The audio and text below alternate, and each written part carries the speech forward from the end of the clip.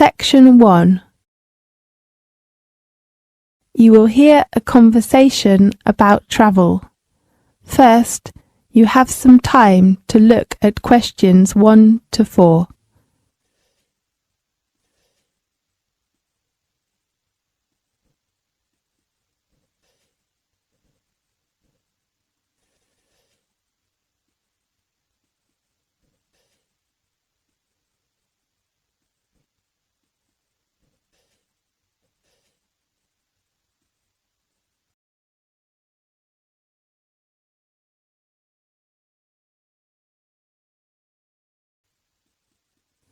You will see there is an example that has been done for you. On this occasion only, the conversation relating to this will be played first. Good afternoon, the Australia Travel Agency. How can I help you? Good afternoon. I'd like to know some information about trips to different resorts. Okay, can you tell me your details first? Of course. What's your occupation? I'm a first-year student. Are you an Australian? No, I'm from New York. So you are American? Yes. The nationality of the student is American, so American has been written in the space.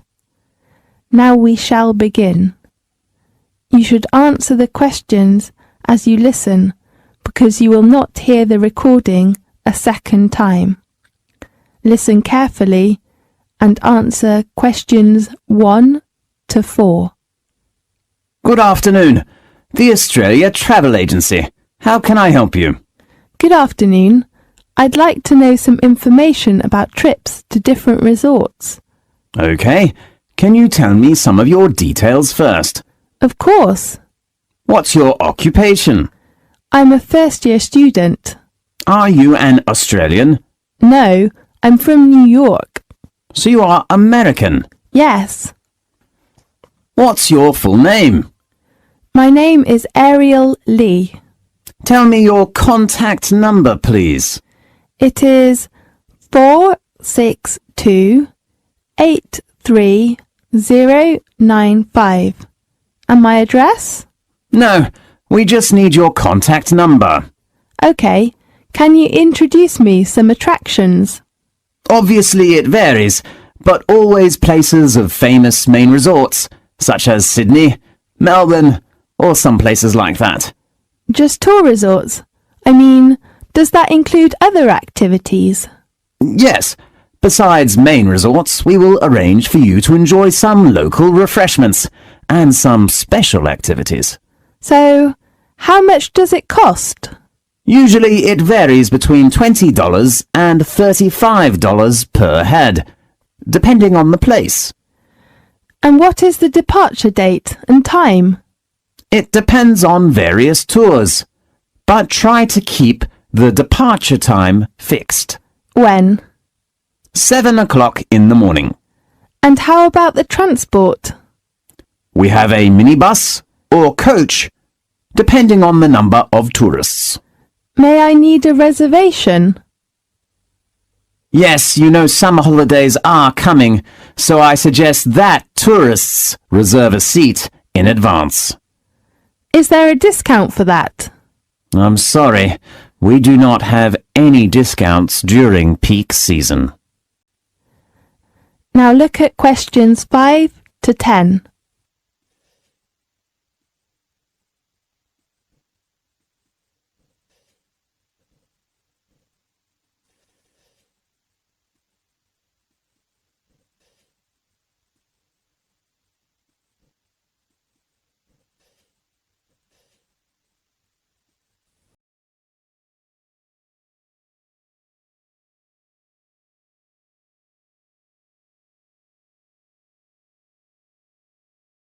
Now listen carefully and answer questions 5 to 10. Could you tell me some details of the trips? Yes, the first place is Sydney. That's on the 12th of January. We'll have 25 people in a minibus. Fine. Going to which attraction? We will visit one of the most famous theatres. in the world. The Sydney Opera House. Right. You can appreciate and watch an opera there. Really? What's the name of the opera? I'm not sure. Let me check the house's arrangements. And then you can visit the National Museum to know about the history and customs of Australia. Great. In the evening, you can enjoy some local snacks if you like. Fine. We're going to the Blue Mountains on the 25th of January. Blue Mountains? Is it a blue mountain? The mountain got its name for blue fog. It is usually covered by a blue fog. That's so interesting. Yes, it is a popular place for young men because they are so cool, and you can enjoy lots of sports there, such as rock climbing, bushwalking, and bird watching. How many people will go there together? You will take a coach that has about 30 seats. Fine. And the next place is Melbourne on the 10th of February, with about 20 people in a minibus. What's the resort? You could appreciate the famous Melbourne Church, and maybe you might have a chance to attend a local exhibition, if they hold it as usual. Fine. Do you have some tours to the beach? Yes. One of the most famous coral reefs in the world is the Great Barrier Reef, and we have arranged that on the 23rd of February. I'm looking forward to visiting there. Yes, many people like there. There are some interesting water sports, such as diving, swimming in the water, or just taking a photo of coral. Great. I guess there will be many people. Yes, but our coach is only for 30 people altogether. That's so great. Can you book a seat for me now? Yes, and I will confirm your reference number later by telephone, okay? Right. Thank you very much. You're welcome. I hope you enjoy the trip. This is the end of section 1. You now have half a minute to check your answers.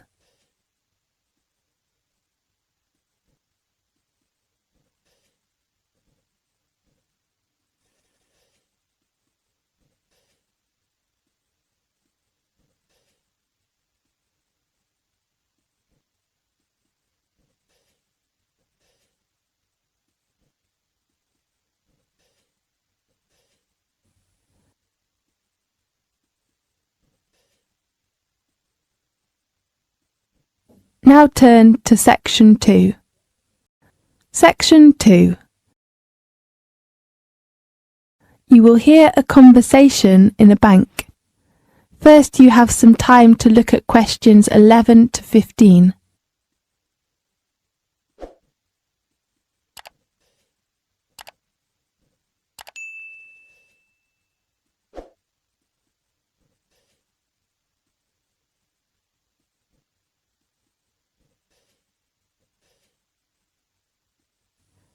Now listen carefully and answer questions 11 to 15. Good morning. I'd like to open a bank account, please. Good morning. What kind of account do you want to open? I'm not sure. Perhaps you can give me some suggestions. I only want to deposit money in the bank and pay all kinds of bills easily. Fine. I've got the application form here. First of all, can I have your full name, please? Richard Lee. Fine, Richard. What's your occupation?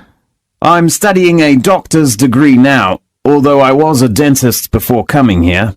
Well, so you're a student. What kind of account can you suggest for me? How about a deposit account? What's the difference between that and a current account? There are many differences, such as the interest rate, overdraft and service, and so on. Fine, I will take your recommendation. OK, let's talk about the main two account cards of the deposit account. Fine. One card is called the Solo card, and the other one is named MasterCard. Which one is better for me? Let me introduce you to some differences of the two cards. OK. The first one is annual interest rate. Which one is higher? Of course, it is the MasterCard. At present, its rate is 5.5%, but the Solo card is only 2.5%. Now look at questions 16 to 20.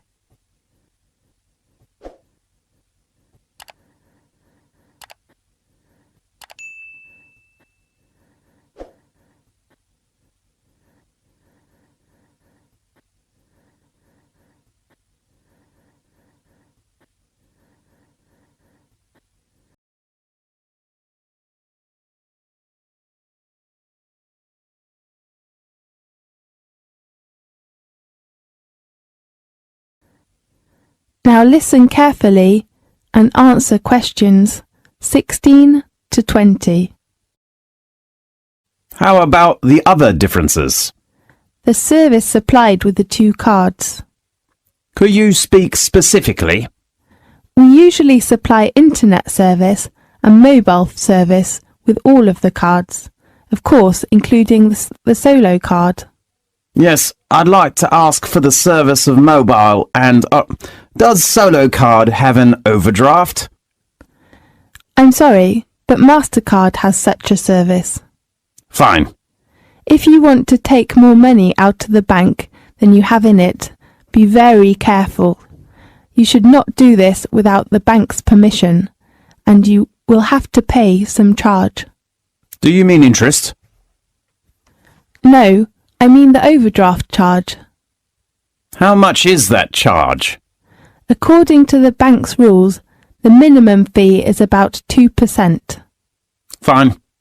The last item of the two cards is the requirement. There is no limitation of the Solo card, but if you want to get MasterCard, you should deposit a minimum sum of £1,500 in the first time. Oh, what's the requirement of money? What do you mean? I mean I cannot deposit cash when I open a bank account. Don't worry, we accept cash and cheque or even money order. Great. So which card did you decide to open? I'd like to open the MasterCard. A good choice. How often would you like to receive your statement? Monthly, please. OK, the last one you should know is the opening time.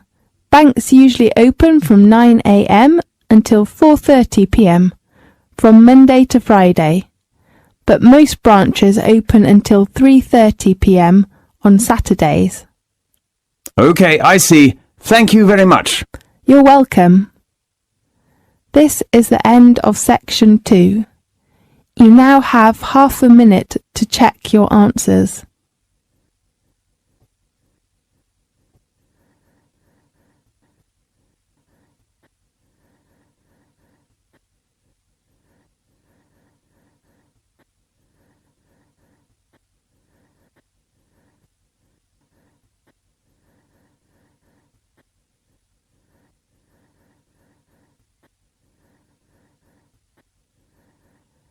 Now turn to section 3.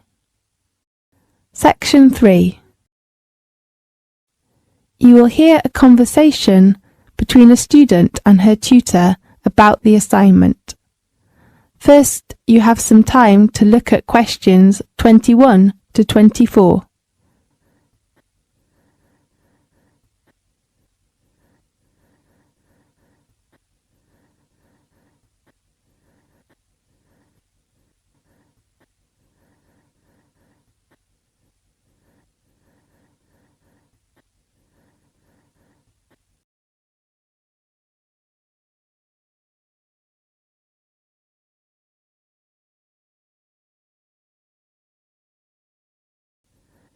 Now listen carefully and answer questions 21 to 24.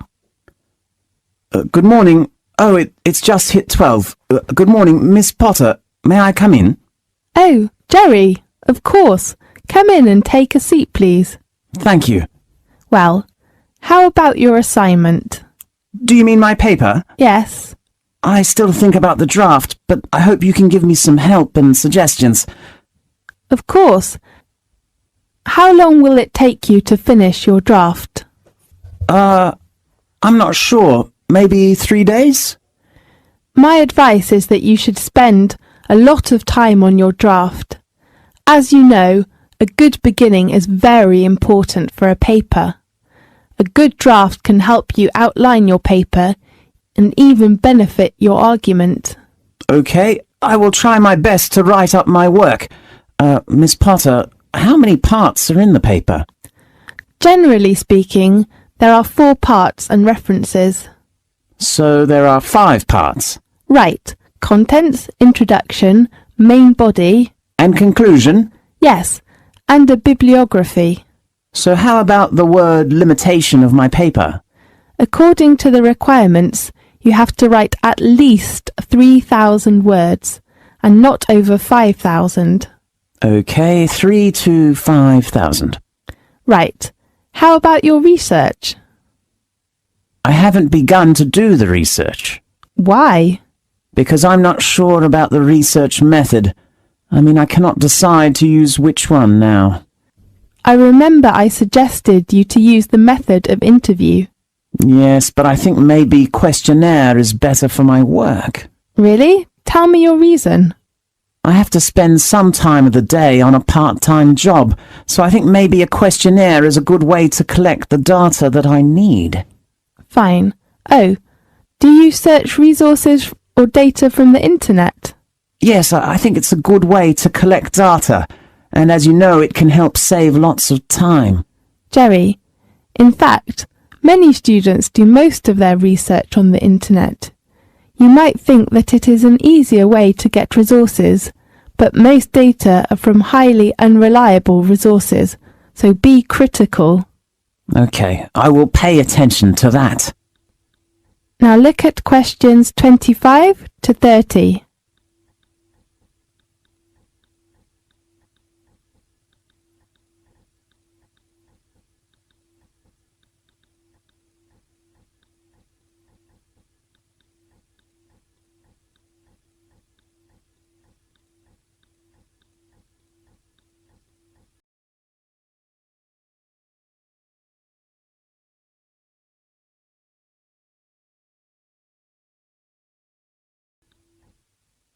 Now listen carefully and answer questions 25 to 30. Then, there are some things you should consider when you write the paper. Okay. Be careful with your references and quotations, and do not share other people's work. You should write clearly about reference books, and do not forget to acknowledge the original writers. Otherwise, you will be failed for plagiarism. Okay, I've got it. The other point is... Deadline? No, deadline is the date of handing in your work. You'd better hand it in on time. But if you have a reasonable excuse, you can ask for an extension. Fine. Sorry to interrupt you. That's okay. The other point you should pay attention to is your research data. Okay, I will write them clearly. Oh, Miss Potter, could you recommend to me some good reference books about the topic of my paper? Fine. Let's check the reference book list. The first one is Drake Wister's book. Right, what's the title? Global Economy. Is it the one published by the Cambridge University Press? Right. And I think Victoria Smith's book is a good choice. What's that title? The Strategy of Marketing.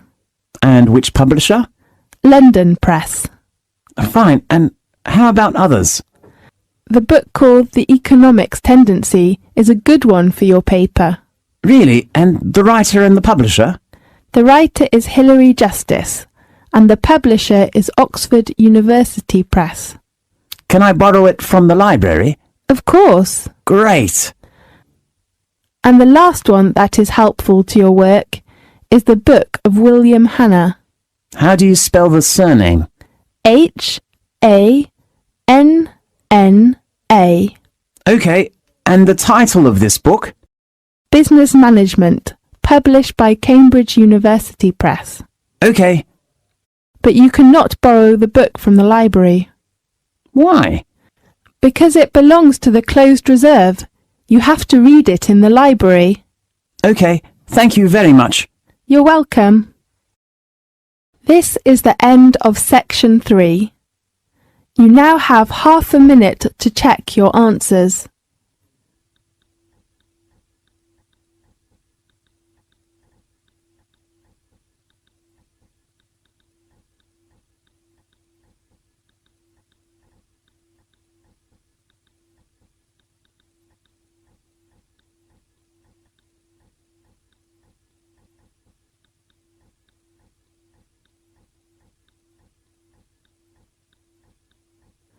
Now turn to section 4. Section 4.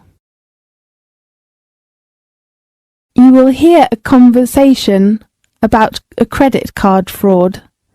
First, you have some time to look at the questions 31 to 40.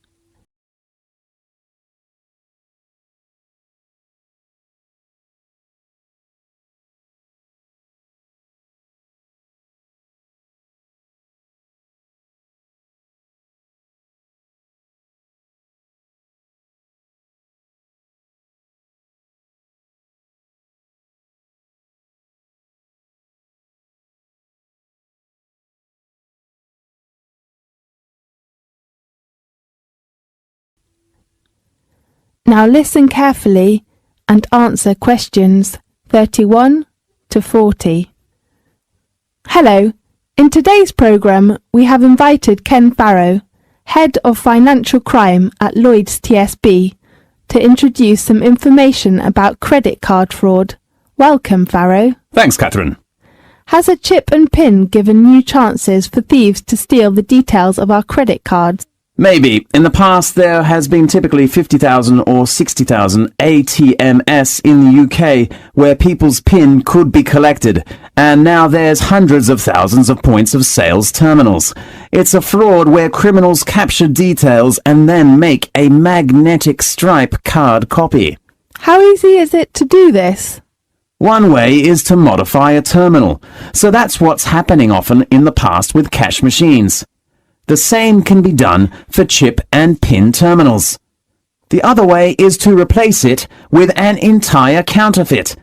There have been incidences in America and in Europe with entire fake ATMs being set up. The last way is to set up a concealed camera and have somebody using sleight of hand to swipe your card through another machine so that you don't even need to modify the main machine. If someone decided to set up a little device to modify one of these handheld PIN pads, how easy would that be to do? Usually it wouldn't be technically too hard. You just need about £100 to prepare for some equipment and raw parts. But it would take some engineering time and effort. The terminals themselves have a function of tamper resistance. If you try to open the casing, the machines will shut down and make them inoperative. But there's only so much they can do against a persistent attacker, compared with an ATM. Well, once a card is copied and the PIN is obtained, crooks can make a fake card and use the PIN to withdraw money. Do all cash machines accept these cards in the UK?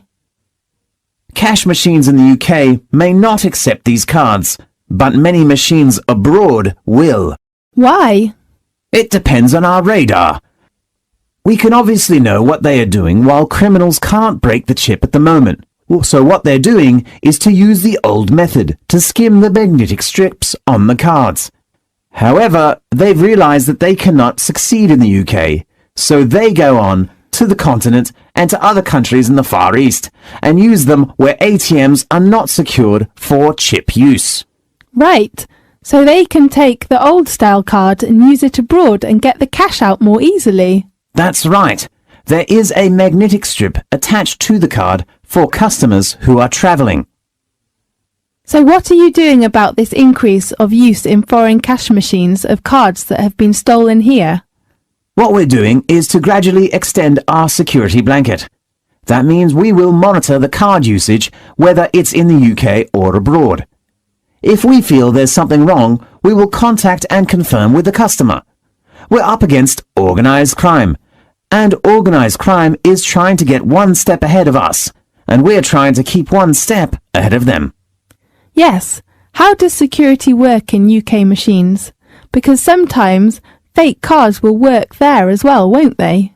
When a bank is looking at its arrangements, it has to balance up convenience to customers with security. Yes. So what are you doing to make things more secure? I think the chip and the PIN situation has really improved. And if you look at the figures, in fact, hard fraud has dropped by 24% over the last period. I think you can say this program has done well. Yes, I can see the figures, but there has been a huge amount of coverage in the press this week. Some banks have stopped using PINs. Doesn't that decrease the public's trust in this new system? And some people even think the new system is designed for new fraud. I don't think so. I'm not going to comment on particular cases. What I would say is that usually the evidence of crime has always been with the old technology, not with the new. So new technology seems to be working well. That's right. OK, thanks for your professional introduction. See you next time. See you. This is the end of section 4. You now have half a minute to check your answers.